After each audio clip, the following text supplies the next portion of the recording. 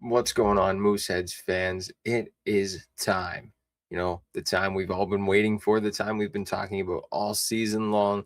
The Mooseheads have punched their ticket to the postseason, and game one is just around the corner. The Mooseheads have got themselves a first round matchup with the second ranked Chicoutimi Saguenéens. The Mooseheads finishing in that seventh spot. So obviously one spot ahead of where they finished last year and one spot ahead of the St. John Sea Dogs, who also just got their Under Armour jerseys finally, and they're actually so nice. But that's besides the point. Hopefully, the Sea Dogs fare well in their series against the top dogs, the Moncton Wildcats. But here we're all focused in on the Halifax Mooseheads in what should be a tough series for the Moose. But if you look back to last year, the Mooseheads with some extreme help from their goaltender Jacob Steinman, a couple of overagers as well, and Braid McPhee and Brady Schultz. But it's really going to take a deep effort from all four lines and all three pairs of defensemen.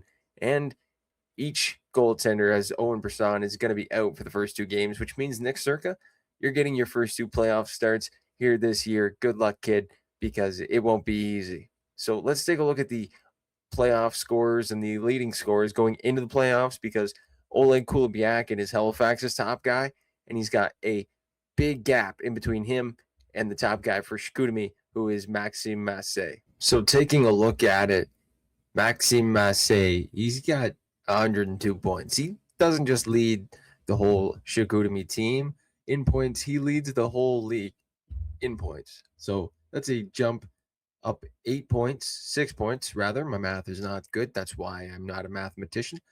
6 points up on Philippe Veillard from Val d'Or on the second spot. And that's not even close to the gap on Halifax's top guy, like I just alluded to, Oleg Kulebiakin, sitting around the 46 to 49 point mark.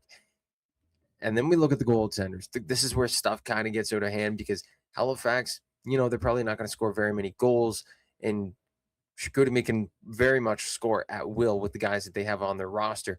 But when you take into effect that Halifax hasn't scored many goals this season, and they haven't came from very many players' sticks other than Sean Carrier, Quinn Kennedy, and Oleg Kulebiakin, it's kind of tough, especially when you got two goalies in the top five that both play for Chicoutimi. So Precourt and Beckman.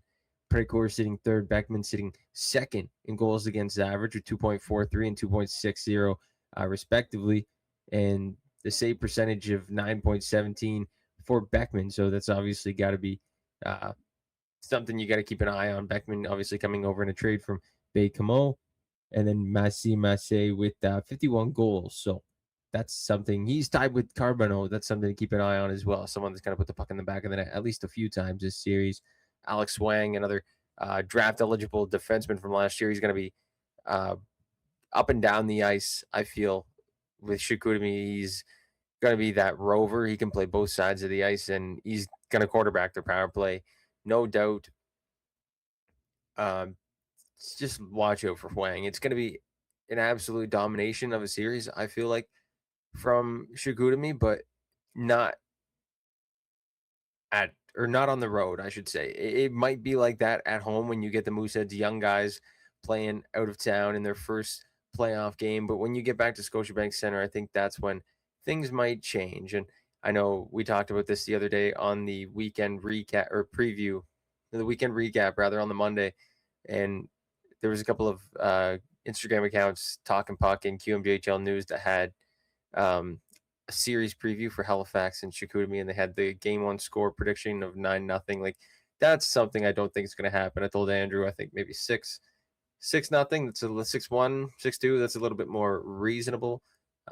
But as I've said a couple of times, I do think Chicoutimi is going to run away with this series. Everybody that's thinking about last year, and all these Mooseheads fans that are still holding on to hope, it's because you got to look at it. Like last year, you had Jacob Steinman, Brady Schultz, Braden McPhee, guys that would do and die for this team. I'm not saying the players that you have this year would not, but are you in that same boat? Your fourth years or not your 4th years, but your 20-year-old players haven't been there for 4 years. They've been there for a year, if that. Connor McPherson coming over in the offseason. Rousseau, he was a midseason trade. Those are your two overage guys. That's it. That's all you have.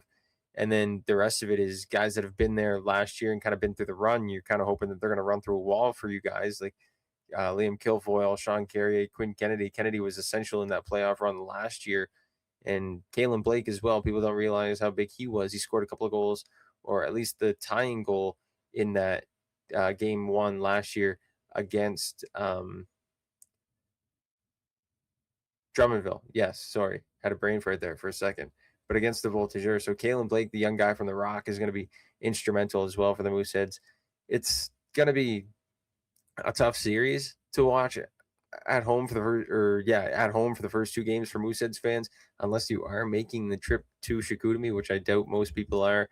So sit back, enjoy it, and just know that if things get out of hand early on the road, the first 2 games, we are going to be getting, or not we, I shouldn't say we, but the Mooseheads are going to be getting a big bounce back and a big helping hand in Owen Bresson. He is still serving that 5-game suspension that he got for fighting against Arseny Radkov of the St. John Sea Dogs. And maybe that'll give us a little bit, or give the Mooseheads a little bit of a boost. And the Scotiabank crowd, or Scotiabank Center crowd rather, can give them a little bit of a boost as well. Chicoutimi is just looking like an absolute top dog, and it's going to be tough to beat the Sags in the playoffs this year. Now, I know I might have just spent the last 8 or so minutes pumping up the Saguenéens tires, but the Mooseheads aren't completely out of it. Like last year, I know they did have the overagers and the absolutely insane goaltending from Steinman. We could still see some of that this year. Owen Bresson, when he gets back, could show shades of a Jacob Steinman. Obviously, that's some big shoes to fill, but it could be done. And in the long term, these guys that have been there, like a Carrier, Kilfoyle, Kennedy, even the younger guys, like the rookies on this team, I don't know how much they'll play, like a Manella on the back end, or Gualberto Jr.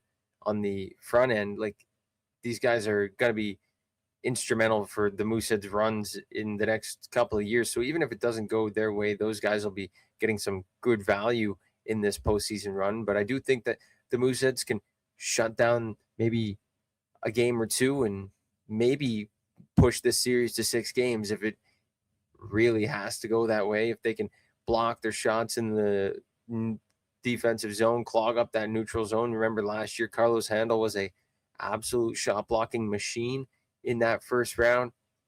He was getting in front of pucks after pucks after pucks, and he was a pretty big piece on that back end, and he's going to have to be as well. Like Eddie Doyle, Lincoln Waugh, another unsung hero from last year.